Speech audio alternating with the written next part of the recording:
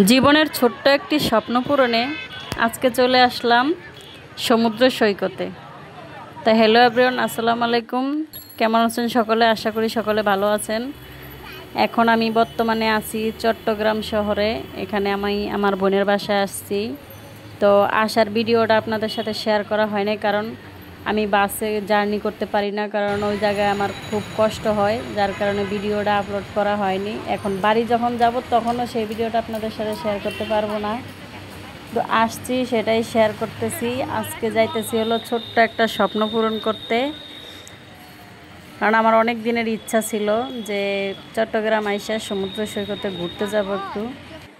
তা অনেক দিন থেকে ইচ্ছা, কিন্তু যাওয়া হয় না। তারপরে আজকে আসলাম, 3 দিন হয়েছে আমার বোনের বাসায়। তো এখন যাইতেছি, রাস্তায় অনেক জ্যামে পড়ে আছি। আর এখানে পাশে আছে চট্টগ্রামের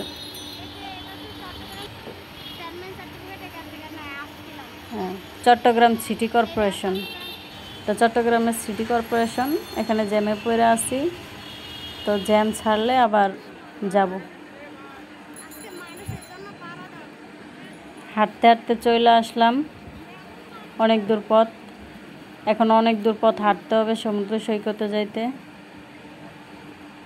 যেখানে ঢাল দিয়ে উপরে উঠতে হইতেছে।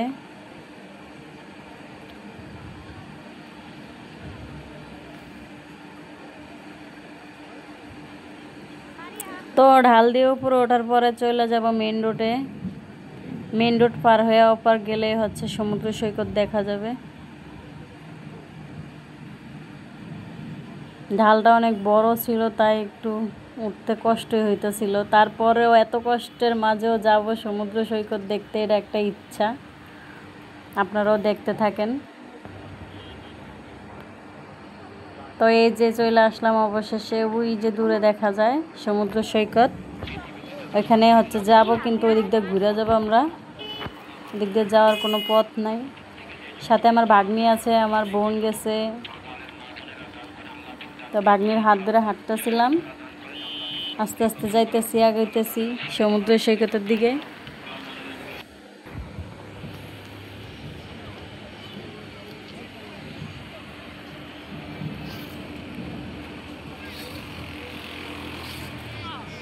তো একটু একটু করে আগাইতেছি। এই যে হচ্ছে সমুদ্র সৈকতের সিঁড়ি, এটা দিয়ে নামতে হয়। এটা দিয়ে নামার সময় দৃশ্যটা অনেক সুন্দর, ভিউটা এই যে দেখা যাইতেছে। এদিক থেকে নামতেছি। আমার অনেক দিনের ইচ্ছা এ জায়গায় আসবো। সবাই যায়, শুনি জায়গাটা অনেক সুন্দর, কিন্তু যাওয়া হয়নি। আজকে বেরিয়ে পড়লাম যেভাবেই হোক যে যাব। তা অনেক কষ্টে আসলাম, কিন্তু এখনও সাগর পার পর্যন্ত পৌঁছাইতে পারি না। দেখি কতটুকু সময় লাগে সাগর পার পর্যন্ত যাইতে। দেখা যায় কাছে, কিন্তু আসলে কাছে না, এটা অনেক দূরে। ওই যে সমুদ্র দেখা যায় কিন্তু ভিডিওর ভিতরে, কিন্তু এটা অনেক দূরে। আমরা যাইতেছি, আপনারা দেখেন। কিছু কিছু সময় ছোট ছোট স্বপ্ন পূরণ করতে অনেক সময় লেগে যায়। যেটা হলো, এখন আপনারা বলবেন যে এই জিনিসটা একটা স্বপ্ন থাকে মানুষের, আসলে এটাও কিন্তু একটা মানুষের স্বপ্ন থাকে। কারণ এই স্বপ্নটাও অনেক সময় পূরণ হয় না। অনেকে এই স্বপ্নটাও পূরণ করতে পারে না, যার ভিতরে আমি একজন।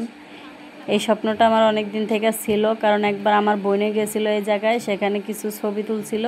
ওই জিনিসটা দেখে আমার খুব ভালো লাগছিল। তারপর থেকে আমি এই জায়গায় আসতে চাইছিলাম, কিন্তু পারি নাই। এখন অনেক দিন পরে আমার দেশ থেকে আমি আসছি আমার বোনের বাড়িতে। আইসা এখন আজকে চলে এলাম অবশেষে সমুদ্রের পাড়ে। তো এটাও কিন্তু একটা স্বপ্ন। একজনের কাছে যদি, কারো কাছে হয়তো ছোট স্বপ্ন মনে হইতে পারে, এটা অন্যজনের কাছে অনেক বড় স্বপ্ন হইতে পারে। আমার কাছে এটা অনেক বড় স্বপ্ন, কারণ আমি অনেক দিন থেকে দেখছিলাম স্বপ্নটা যে আমি সমুদ্রের পাড়ে আসব, ঘুরবো এবং আপনাদের সাথে একটা ভিডিও শেয়ার করব। তাই আজকের এই ভিডিওটা আপনাদের সাথে শেয়ার করলাম। তো এই যে হাঁটতে হাঁটতে চলে আসলাম হাওয়াই মিঠাই দেখে। আমার ভাগ্নি হাওয়াই মিঠাই খাবে, তার জন্য ভাগ্নির একটা হাওয়াই মিঠাই কিনে দিলাম। এই যে সে নিল।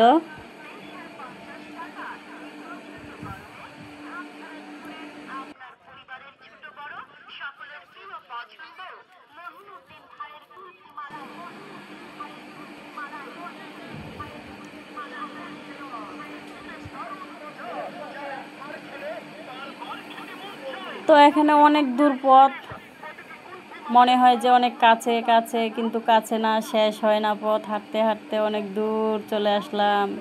এখানে অনেক মানুষ আছে সমুদ্রের পাড়ে, ছেলেরা অনেক ফুটবল খেলতেছে, কেউ আড্ডা দিতেছে। এই যে আমি হাওয়া মিঠাই খেতেছি আমার ভাগ্নির কাছ থেকে। এই যে ভাগ্নি আমরা সবসময় সোসাই বলে, ওর কাছ থেকে সবসময় খাই তার জন্য।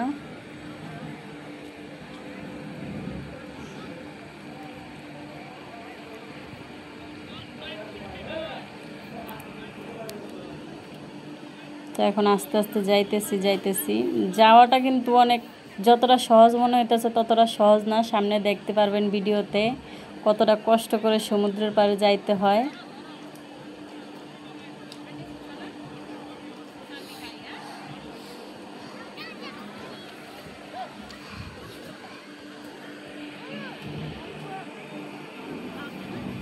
তো এখানে অনেক মানুষই ছিল, কিন্তু একেবারে শেষ বিকেলে আসছি আমরা, অনেক দূর থেকে আসছি হাইটা হাইটা। এই জায়গায় এমন একটা জায়গা যেখানে কোনো গাড়ি ঘোড়া কিছু নাই, এই কারণে হাইটা হাইটা আসতে আসতে অনেকটা বেলা চলে গেছে।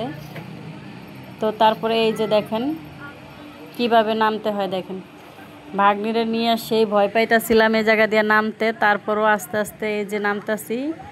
এখানে কিন্তু আমার জুতাগুলো ছিঁড়ে গেছে নামতে দেয়া। তো তারপরে জুতাগুলো ওই জায়গায় ফালাই দিয়ে আসছিলাম, খালি পায়ে সমুদ্র সৈকতে হাঁটছিলাম। দেখেন সবাই কতটা কষ্ট করে নাইমা তারপরও এই সমুদ্র সৈকত দেখতে যায়। কতটা ইচ্ছা শক্তি থাকলে মানুষ এতটা কষ্ট করে এই সমুদ্রের পাড়ে হাঁটতে যায়, একবার ভাবুন।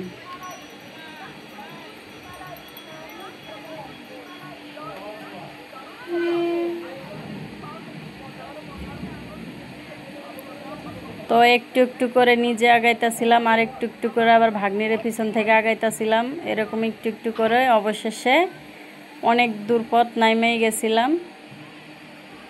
তারপরে যে ফাইনালি নামছি, এখনও কিন্তু সমুদ্রের পাড়ে যাওয়া হয় নাই, এখন আস্তে আস্তে হাইটে হাইটে যাইতাছি।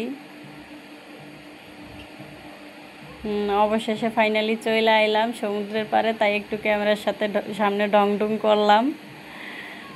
তারপরে আস্তে আস্তে যাইতাছি সমুদ্রের পাড়ের দিকে। খুশিতে আমার থেকে আমার ভাগ্নি আরও বেশি খুশি হয়েছিল, সে অনেক মজা করছিল, আসার সময় আসতে চায় না, তারপরেও চলে আইলাম। কারণ ওখানে থাকতে থাকতে অনেকটা সন্ধ্যা হয়ে গেছিল, বাসায় আস্তে আস্তে রাত হয়ে গেছে। তারপরেও যতটুকু পারছি অতটুকু ঘোরাঘুরি করলাম, কারণ হাঁটার জায়গা, হাইটা যেতে যেতে অনেকটা সময় লেগে যায়।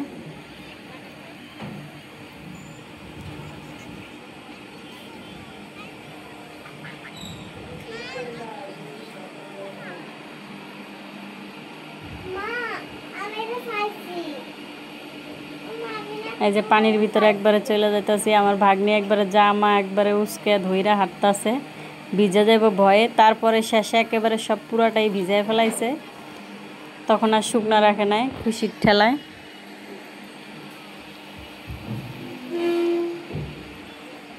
দেখেন কতটা হয়ে গেছে, সন্ধ্যা হয়ে গেছে একেবারে ঘুরতে ঘুরতে। শেষ বিকেলে আসছিলাম, যার কারণে আর কি বেশিটা সময় ঘোরাঘুরি করা হয় নাই। তারপরে যতটুকু পারছি আনন্দ করছি, ভাগ্নি আনন্দ করছে, এতে অনেক। ভাগ্নি পানির ভিতরে যাইতে চায় কিন্তু ভয় পায়, যার জন্য আমার ডাইকে নিল আবার কাছে। কিন্তু যখন বড় একটা ঢেউ আসলো, এই যে কীভাবে দৌড় মারলো, এই যে ভয় পাইতেছিল। তো তারপরে ভাগ্নি আসতে চাইছিল না, তারপরেও চলে আসলাম। আর এটা একটা সাধারণ ভিডিওই হতে পারে আপনাদের কাছে, তারপরেও আমি আমার কাছে ভালো লাগলো তাই আপনাদের সাথে শেয়ার করলাম। ভিডিওটা যদি ভালো লাগে তাহলে অবশ্যই একটা লাইক করবেন। ভিডিওটা কেমন হয়েছে তা কমেন্টে জানাবেন। এ পর্যন্তই, সবাই ভালো থাকবেন, সুস্থ থাকবেন, আল্লাহ হাফেজ। ভিডিওটা ভালো লাগলে অবশ্যই চ্যানেলটা সাবস্ক্রাইব করে দিবেন। তো ঘোরাঘুরি শেষে ঝালমুড়ি পাইছিলাম সামনে, তো ঝালমুড়ি খাইতেছিলাম। ঝালমুড়ি খাওয়া দাওয়া শেষ করে তারপরে বাসায় চলে আসছি।